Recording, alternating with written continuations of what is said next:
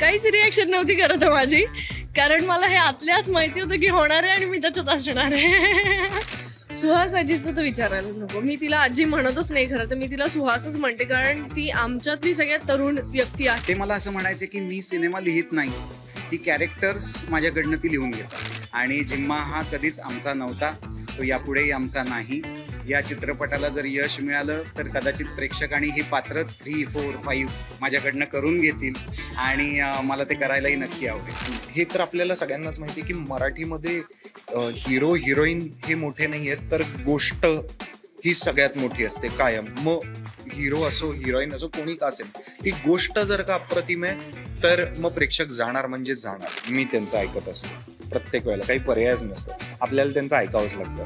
म्हणजे खऱ्या आयुष्यातही तुझ्याही खऱ्या आयुष्यात हेच असणार आहे की आपल्याला ऐकावं लागतं. मी म्हटलं तसं सिक्वेल या कारणासाठी मी म्हणत नाहीये, म्हणजे आपल्या बोलीभाषेत तो सिक्वेलच आहे, परंतु सिक्वेल काय असतो तर पुन्हा त्या कास्टला घेऊन एक नवीन स्टोरी शोधूया आणि मग तो बनवूया. जिम्मामध्ये ते ऑर्गॅनिकलीच होतं, कारण या पात्रांच्या आयुष्यात पुढे काय झालंय हे बघण्यासाठी सगळेच उत्सुक आहेत. हाय गाईज, मी कपिल, प्लॅनेट मराठीवर तुम्हा सगळ्यांचं खूप स्वागत. झिम्मा 2चा एक फ्रेश ट्रेलर आपण आता बघितला आणि त्या संदर्भात बातचीत करण्यासाठी आपलं सायली खूप स्वागत प्लॅनेट मराठीवर. स्वागत प्लॅनेट मराठीवर. इथून सुरुवात आहे. घरच्यांचंच काय स्वागत करा असं आहे ना. झिम्मा जेव्हा आला होता तेव्हा खरं तर खूप खडतर काळ होता आणि ज्या पद्धतीने प्रेक्षकांनी त्या सिनेमाला डोक्यावर घेतलं, न भूतो न भविष्यत असा तो इतिहास घडला होता. ज्या बायकांनी थिएटरमध्ये जाऊन कधी सिनेमा बघितला नव्हता त्यांनीही झिम्मा जाऊन बघितला आणि आता झिम्मा 2. तर तो प्रवास 4 वर्षांपूर्वी सुरू झाला होता. कसं अमेझिंग होतं. आणि झिम्मा या सिरीजच म्हणायला लागेल आता मला. त्याचा भाग होणं इतकं अभिमानाची गोष्ट आहे आणि इतकी आनंदाची गोष्ट आहे ना. आणि झिम्मा, मला खात्री आहे की जर त्या काळात लॉकडाऊन आणि या सगळ्या गोष्टी नसत्या ना तर आपल्या महाराष्ट्रात थिएटर्स कमी पडली असती. इतका धुमाकूळ घातला असता झिम्माने. आणि आता नशिबाने आणि आपल्या भाग्याने तो सगळा आपला कोविडचा आणि लॉकडाऊनचा काळ संपलेला आहे आणि आता झिम्मा 2 साठी थिएटर्स कमी पडतील. खरं तर या सिनेमाचा आपण एक हिरो म्हणूया, निर्मितीताई आहेत. म्हणजे पहिल्या पार्टला पण त्यांनी अख्खा सिनेमा खाल्ला होता, आता आपण ट्रेलरमध्ये दिसतंय. हे तो फक्त झलक आहे काही?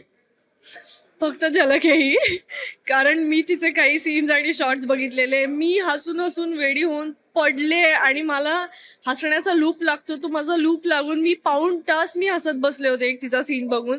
आणि हेमंत सरांनी नंतर मला हाकललं की तू प्लीज जा आता इकडनं, इतकी हसतेस तू. ते म्हणजे हिरोईन आणि सर्व ती आहे झिम्माची असं म्हणायला हरकत नाही. मी तिच्याबरोबर सीन करताना मला इतकी भीती वाटत होती. झिम्मा 1 ला सुद्धा. आता ती भीती नाही वाटली डेफिनेटली, कारण तिने ती इतकी जवळची आहे माझ्या आता की ती हक्काने मला फोन करते, माझी चौकशी करते आणि हक्काने ओरडते, सगळं करते ती. त्याच्यामुळे आता झिम्मा 2 मध्ये तसं दडपण नव्हतं, पण झिम्मा 1 ला मात्र एक सीन करताना तिच्याबरोबर मला इतकी भीती वाटत होती, कारण तिचं टायमिंग कसं पकडू मी. त्यामुळे ती बाप आहे. आणि तुम्ही आता ट्रेलर बघत असाल ती काय करत होती या ट्रेलर मध्ये. त्या आपण म्हणतो ना पिक्चर तो अभी बाकी आहे, तसं आहे आता. हे सगळं विद्यापीठ आहेत, म्हणजे सुचिताताई असतील, सुहासताई असतील, निर्मितीताई असतील, ह्या सगळ्यांसोबत खूप छान बॉन्डिंग तुमचं जमलंय आणि या तिघी म्हणजे विद्यापीठ अभिनयाचे असं आपण म्हणूया. डेफिनेटली आहेत. सुचित्राताई वेगळ्या लेवलला आहे. तिची काम करण्याची पद्धत आणि ती जे करते ते इतकं स्मूथली करते की कळतच नाही ही काम करते का. अनेकदा मी असं अच्छा हा डायलॉग होता, ओके इथपर्यंत झालेल्या आहेत गोष्टी. सुहास आजीचं तर विचारायलाच नको. मी तिला आजी म्हणतच नाही, खरं तर मी तिला सुहासच म्हणते, कारण ती आमच्यातली सगळ्यात तरुण व्यक्ती आहे आणि तिने जो काळ गाजवलेला आहे आणि त्यानंतर ती म्हणजे उभंही राहण्याची माझी लायकी नाहीये खरं तर, पण खूप खरंच शिकायला मिळतं. नुसतं बघत जरी राहिलं ना त्यांच्याकडे बसून की ते काय काम करतायत तरी शिकायला मिळेल. त्यांनी येऊन सांगायची गरज नाहीये. So amazing. आम्ही काहीतरी एक वरद हस्त घेऊन आलेलो आहोत. झिम्माला मिळालेल्या सगळ्यांनी बघितलं. त्यानंतर जेव्हा हेमंत नाही, प्रश्नच असा होता की जेव्हा तुला हेमंतचा फोन आला की आपण झिम्मा 2 करतोय तर रिएक्शन काय होती? काहीच रिॲक्शन नव्हती करत माझी, कारण मला हे आतल्या आत माहिती होतं की होणार आहे आणि मी त्याच्यात असणार आहे.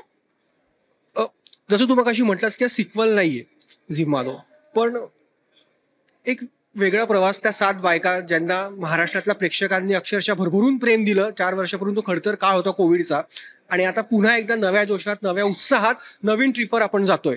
तर कशी प्रोसेस सुरू झाली? मी म्हटलं तसं सिक्वेल या कारणासाठी मी म्हणत नाहीये, म्हणजे आपल्या बोलीभाषेत तो सिक्वेलच आहे. परंतु सिक्वेल काय असतो, तर पुन्हा त्या कास्टला घेऊन एक नवीन स्टोरी शोधूया आणि मग तो बनवूया. जिम्मामध्ये ते ऑर्गॅनिकलीच होतं, कारण या पात्रांच्या आयुष्यात पुढे काय झालंय हे बघण्यासाठी सगळेच उत्सुक आहेत. म्हणजे मी सुद्धा गोष्ट बनवताना अशा पद्धतीने एक्साइटेड होतो की हिचं काय होईल पुढे, हिचं काय होईल पुढे.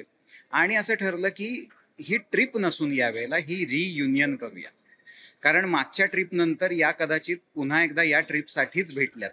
आणि ही रियुनियन आहे, म्हणजे जशी आज आपली सुद्धा झाली मीडिया आणि संपूर्ण टीमची रियुनियन यासाठी की दरवेळेला आपण रोज बोलत असू, रोज टचमध्ये असू अशी काही गरज नाहीये. पण आपण जेव्हा भेटू, जिथं भेटू, तिथे मागे जिथे सोडलं होतं तिथून पुन्हा सुरू होतो. म्हणजे आता आपणही काही रोज भेटत नाही, रोज टचमध्ये नसतो, पण आपण जेव्हा जेव्हा एकमेकांसमोर येतो तेव्हा आपण त्या नव्या एनर्जीनेच येतो आणि एकमेकांना ओळखतो, असेच पुन्हा बोलू लागतो. सो ही पात्र तशी आहेत, एकमेकांच्या आयुष्यात त्यांनी इम्पॅक्ट केलेला आहे, एकमेकांचे आयुष्य बदलण्यात त्यांचं योगदान आहे. सो ही पात्र पुन्हा एकदा एकत्र येऊन आपलं आणि इतरांचं आयुष्य किती छान करू शकतात याच्याबद्दलची ही रियुनियन आहे. आणि या प्रवासात आनंद सर आणि निखिल सर, म्हणजे जिओ आणि आनंद एल राय, हे 2 जण जोडल्यामुळे हा प्रवास अजून चांगला झाला आणि ग्रँजर वाटतोय जिम्मा 2 बघताना. तर कसं आनंद सर आणि निखिल सर जोडले गेले? तेच डोक्यात होतं की हा सिनेमा बनवताना आधीपेक्षा मोठा बनवावा लागेल, आधीपेक्षा नवीन काहीतरी ॲड करावं लागेल. आणि ते करताना त्याची सिम्प्लिसिटी किंवा ज्या पद्धतीने लोकांना तो आपला साधा वाटला तेही नाही सोडलं पाहिजे. मग असं ठरलं की अर्थातच मोठा करायचा म्हणजे बजेट मोठं होणार. आणि मी म्हटलं तसं आनंद सरांचा समोरून एक दिवस फोन आला आणि ते म्हणाले की मला कळलं की तू जिम्मा 2 बनवतोयस, तर मला असोसिएट व्हायचंय आणि मला तू सांग की काय कपॅसिटीने मी इन होऊ, मला ह्या सिनेमाशी जोडलं जायचंय. आणि ते जोडल्या गेल्यानंतर एक बळ आर्थिकही आलंच, पण एक बळ असंही आलं की एवढा मोठा स्टोरी टेलर ज्यांनी इतक्या सुंदर सुंदर कथा आपल्याला ऐकवलेल्या आहेत, दाखवलेल्या आहेत. म्हणजे अनेक सिनेमे त्यांनी बॅक केलेत. तुंबाड सारखा सिनेमा, न्यूटन सारखा सिनेमा, हॅपी भाग जाएगी, नीलबट्टे सन्नाटा, म्हणजे आपण नावं घेऊ तितके कमी आहेत हे सिनेमे. त्यांनी बनवलेले सिनेमे, तनू वेड्स मनू असेल, त्याच्यानंतर रांजणा असेल, म्हणजे त्या सगळ्या संपूर्ण प्रोसेसमध्ये ना आमच्या गप्पा खूप इंटरेस्टिंग व्हायच्या. ते मला असं म्हणायचे की मी सिनेमा लिहित नाही, ती कॅरेक्टर्स माझ्याकडनं ती लिहून घेतात. आणि हा समान धागा होता की जिम्मा ही तेच आहे, जिम्मा ही त्या पात्रांची कथा आहे. तसं बघायला गेलो तर सरळ सोट काही कथा नाहीये की कोणीतरी किडनॅप झालं मग सगळ्यांनी मिळून सोडवलं, एक गुंड येतो मग मारामाऱ्या होतात, असं काहीच नाहीये. सो त्या पात्रांनी पुन्हा एकदा हा सिनेमा बनवून घेतला. आणि निखिल सर, अर्थात निखिल साने हे नाव आपल्या सगळ्यांसाठी इतकं चित्रपटसृष्टीसाठी महत्वाचं आहे खरं तर.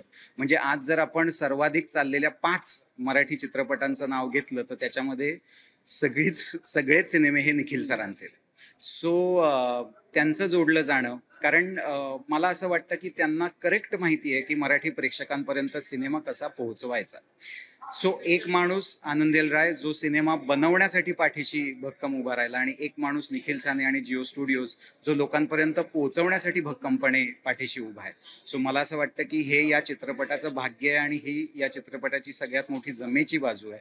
आम्ही आमचं काम केलंच आहे आणि मी म्हणलं तसं प्रेक्षकांचाच सिनेमा पुन्हा एकदा थोडासा आमच्याकडे घेऊन पुन्हा नवीन रॅप करून पुन्हा त्यांना दिलेला आहे.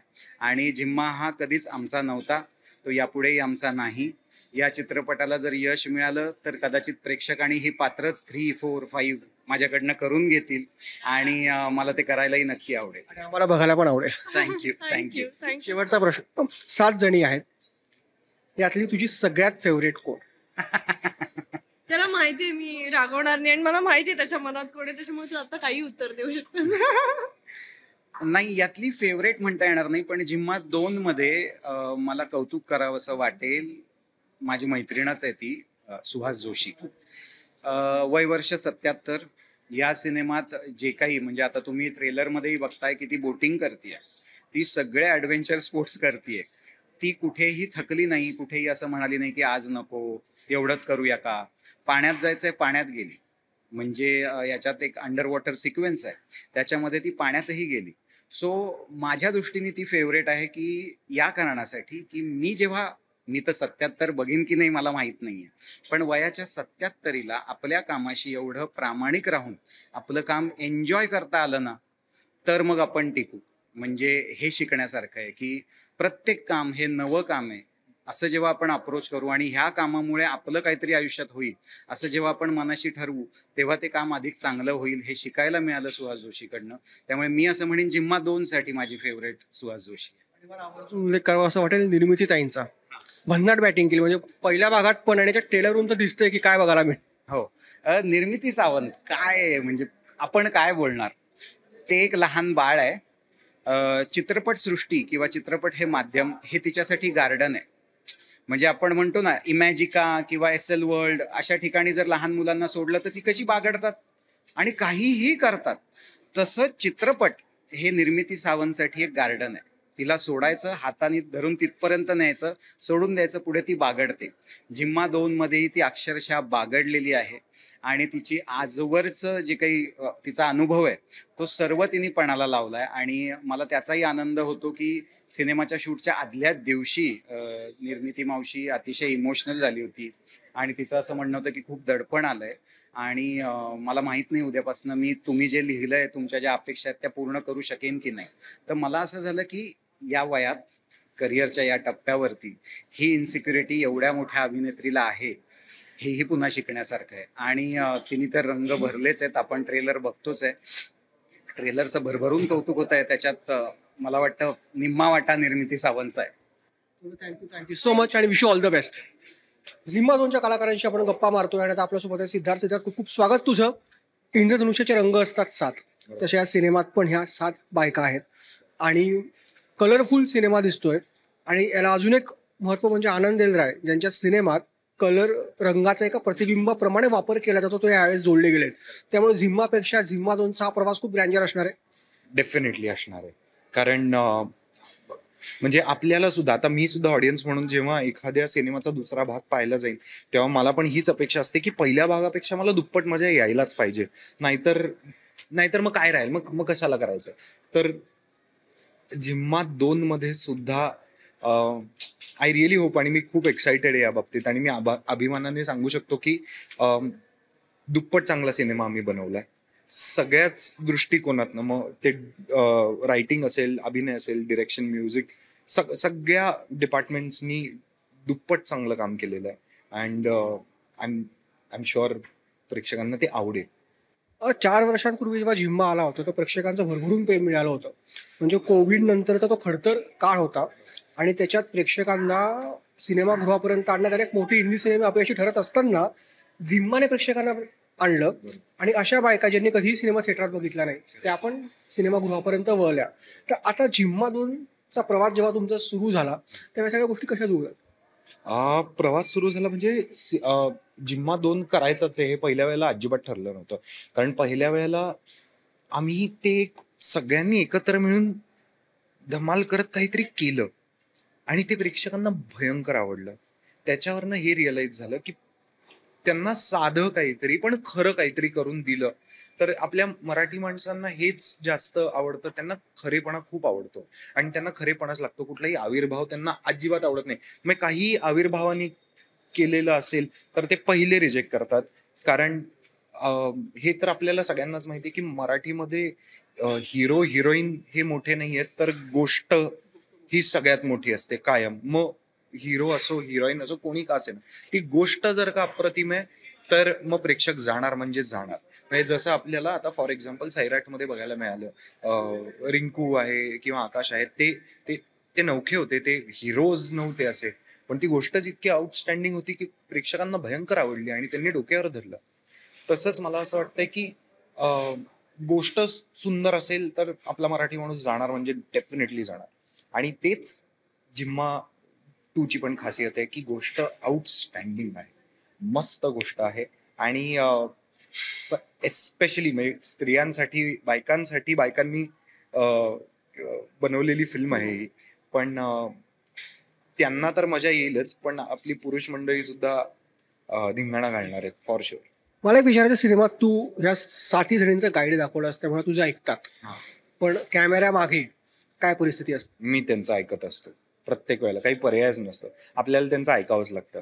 म्हणजे खऱ्या आयुष्यातही, तुझ्याही खऱ्या आयुष्यात हेच असणार आहे की आपल्याला ऐकावं लागतं, त्याच्याशिवाय आपलं आयुष्य चांगलं घडत नाही. तर रिअल लाईफमध्ये मी यांचं ऐकत असतो, त्यांना काय हवंय, काय नकोय, काय आवडतंय, काय आवडत नाही, हे ऐकायचं आपण. प्रचंड थंडी होती शूट करताना, काय काय अडचणींचा सामना तेव्हा करावा लागला? हे बघ, आता आपण जेव्हा परदेशात शूट करतो ना, तेव्हा जी लिबर्टी आपल्याकडे मुंबईत शूट करताना असेल किंवा ओव्हरऑल महाराष्ट्रात शूट करताना असेल, की गोष्टी अवेलेबल असणं किंवा लोकेशन्सचे कॉस्ट, हे तिथे द्विगुणित होऊन जातं परदेशात जेव्हा जातो. सो मग त्याच्याबरोबर येणारे ट्रबल्स, त्याच्याबरोबर येणाऱ्या अडचणी, जसं म्हणालास, ते पण डबल होऊन जातं. आणि केलं म्हणजे ते सगळ्यांनी फेस सुद्धा केलं, ऍक्टर्सनी केलं, डिरेक्टरनी केलं, अख्ख्या युनिटनी पण केलं, तिथले प्रॉब्लेम्स जे काही असतात ते. पण आम्ही युनिट म्हणून एक भयंकर स्ट्रॉंग टीम उभी केली होती, भयंकर स्ट्रॉंग. आणि कुणाचंही काम 2दा सांगायची गरज नाही पडली, एकदा सांगितलं की ते झालं होतं. सो ही टीम म्हणून सुद्धा माझ्या मते पहिल्या सिनेमापेक्षा डबल चांगली टीम घडली.